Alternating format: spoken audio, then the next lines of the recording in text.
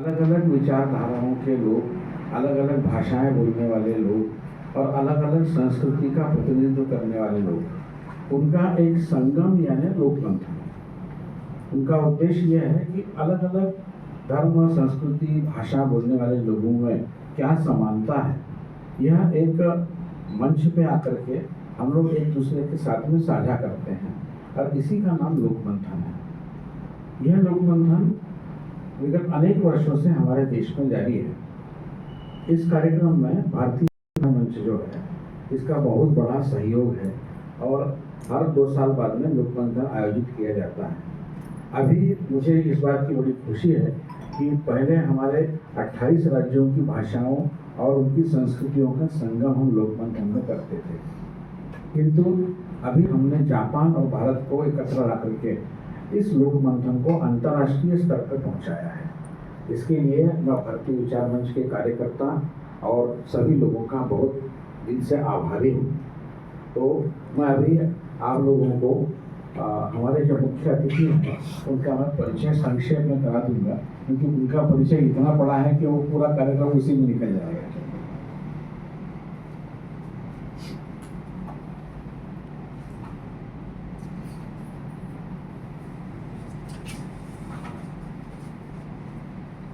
Professor हरियाकी सतो का जन्म 1958 में हुआ और आज से 40 साल पहले वो 1 महीने की भारत यात्रा पे आए थे। उस समय टोक्यो के लॉ विश्वविद्यालय के 2य वर्ष के स्नातक थे।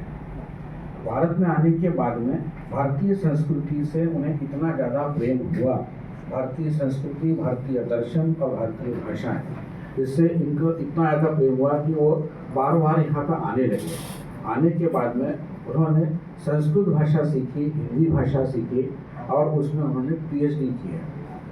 हमारे यहाँ दिक्कत ये होती है कि हम एक प्रांत की भाषा सीखने के लिए आगे पीछे करते हैं और एक हमारे जापानी मित्र ने हमारी हिंदी भाषा न केवल सीखी बल्कि उसमें उन्होंने PhD भी प्राप्त की है। वो उनका एकेडमिक क्वालिफिकेशन देखा जाए तो master of Indian philosophy, Indian literature, division of humanities, graduate school of Tokyo से उन्होंने 1988 में किया। उसके बाद में इंडियन फिलॉसफी में PhD की और इंडियन लिटरेचर जो भारतीय साहित्य है वो उनका मुख्य विषय रहा है। अभी वो उसके बाद में असिस्टेंट प्रोफेसर थे माशिहिरो यूनिवर्सिटी 2002 से 2007 तक। तो उसमें असिस्टेंट प्रोफेसर के बाद में प्रोफेसर बने।